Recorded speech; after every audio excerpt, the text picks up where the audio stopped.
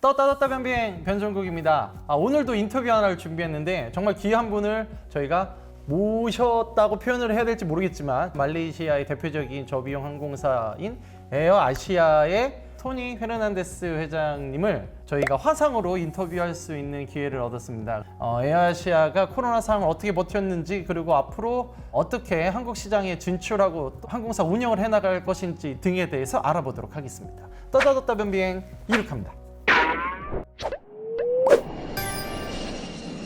오늘 저희 인터뷰는 기사뿐 아니라 이렇게 유튜브로도 편집돼서 나갈 건데, 먼저 저희 독자들과 구독자들에게 인사 좀 부탁을 드리겠습니다.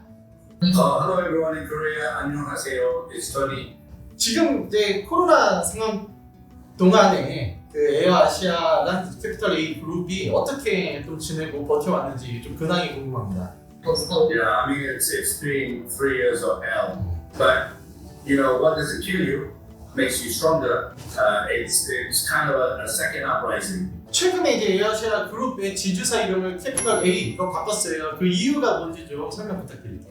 So basically, the rationale is we're more than an airline, but by calling it capital A, we have a logistics company, we have an engineering company, we have a bank in BigPay, like Kakao Pay, and Kakao Bank. We have a super app, similar, of course, not the same as Naver. So I wanted people to think of our group as more than just an airline. 알겠습니다.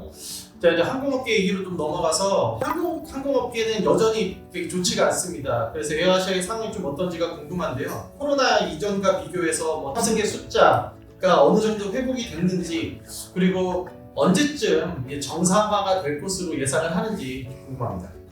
We have now about almost 60% of pre-COVID.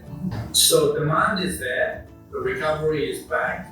We are still waiting now just for planes to be serviced. Of our 110 planes, last quarter we did 88% load factor, which was very encouraging. 코로나를 거치면서 좀 어떤 변화가 있었는지를 여쭙고 싶은데, 그러니까 인력 운영이나 비용 감축, 기재 운영, 새로운 인프라 구축 등에서 좀 새로운 어떤 방향성을 많이 느끼셨을 것 같거든요. We wanted to move technology faster, but airports were not that supportive, but now they're very supportive because of COVID restrictions and costs and people being more careful on COVID protocols. So now about 98% of our passengers check in at home, and very few people use a check-in desk. But I think technology is going to be a big plus. We've accelerated building internal Wi-Fi on the plane and the bigger use of data to give a more personalized service to our guests.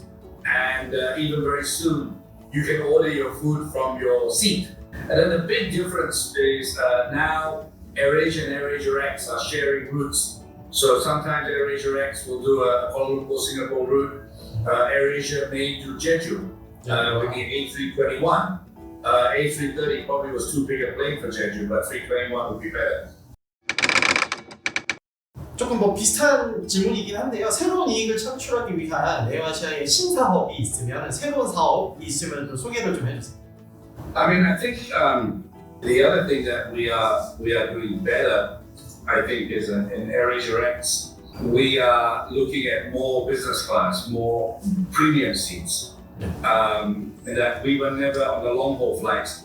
We were really focused on the cheaper seats, but now we're coming out with new cabins and new product for people who want a bit more luxury, but don't want to pay the full price of a business class fare. Second is what we are doing is creating some connecting flights that we never did before. So the plane will now go from Kuala Lumpur to Kota Kinabalu and from Kota Kinabalu to Seoul.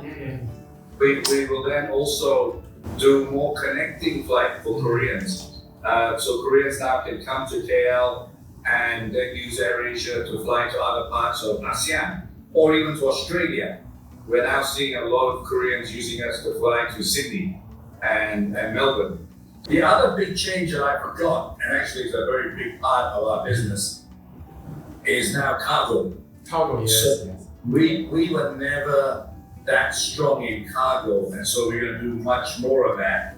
And one more that I forgot is, which Korean Air does very, very well, is duty free. Yes. I think very soon you can order your duty free online and pick it up at the airport. Yes.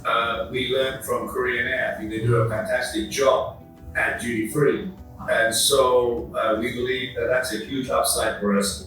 Apart from the data personalization, etc. So cargo, duty free, shopping are all things that we're going to drive very hard in the not too distant future. 방금 말씀하신 거를 이제 우리가 슈퍼앱을 통해서 어떻게 보면 또 할 수 있는 영역일 것 같은데, 사실 제가 가장 인상적이었던 게 에어아시아의 데이터와 그다음에 슈퍼앱을 통한 디지털 플랫폼이었거든요. 캐피탈 A그룹의 그 디지털 플랫폼 사업에 대해서 좀 소개를 해주시고, 미래에는 어떠한 또 계획을 더 가지고 계신지에 대해서 소개를 좀 부탁드립니다. So I suppose one of the biggest assets airline have is data, 데이터, yes. right? And obviously I spent a lot of time in Korea, and I was very impressed with Naver and Kakao and even Toss Bank. I was very impressed with how digital Korea was, right? I think what we've done is airline data is much better than coupon data or even ride-hailing data, right, from Kakao Taxi, because it's very low, it's small fare. Airline data is slightly higher spend, so we begin to know our customers very well. So in my brain, my complicated brain, I wanted to create a travel ecosystem. We created Big Pay so that when you use your credit card, Woori Bank card or whatever, you're charged a very high commission for foreign exchange, right? But so we created a traveler's card initially, so that travelers would only pay almost spot rate for currency. Many of the people who fly in AirAsia are foreign workers or students who want to send money home. And so we created a great fintech company. We created a travel super app, which actually can become an everyday super app. There are two ways of dealing with COVID. We can either put our head in the sand and cry, or we can fight this virus and use innovation to come out of it. I was inspired by Korea and how innovative the digital companies have become and how it's a part of everyone's life. You cannot live in Korea without Kakao Talk. So that inspired me. And if you look at our super app, we want to build our own messenger. 제가 한 3년 전이네. 3년 전에 에어아시아 방문했을 때도 카고를 한번 방문했었는데, 좀 더 구체적으로 에어아시아의 카고 성과랑 미래 계획에 대해서 조금 구체적으로 좀 말씀 부탁드립니다. The first thing we've done differently from other airlines is we did the whole cycle. Yes. So we're not just being a middleman, we're not just being mid-mile and people putting cargo onto our plane. We're picking it up, we're bringing it to the airport, we're taking it there, and then we're delivering it last mile. So that's the first achievement. We now have end-to-end. 그 과거에도 우리 이제 SK가 그 당시 에어아시아가 이제 투자를 맺게 됐었는데, 혹시 한국 기업이나 한국 항공사와의 어떤 추가 협력 계획이 있으신지 좀 여쭤보시죠. Yeah, sure. I mean, we are operating with a Korean company. I mean, SK has been a wonderful investment. They're great guys. We hope to do more with them. We are working, as I mentioned earlier, on a lot of Web 3.0 projects with Korean companies, and that will be announced in the not too distant future. Some really good stuff that we're doing on NFTs, all with Korean. We are building a messenger product like Kakao with Korean companies as well. Just your final. Oh, my final thoughts, to the people in Korea, I mean, look, we apologize for the issues you had, but we'll win you back. 2.5 years of the worst time of my life. But I always turn a negative into a positive.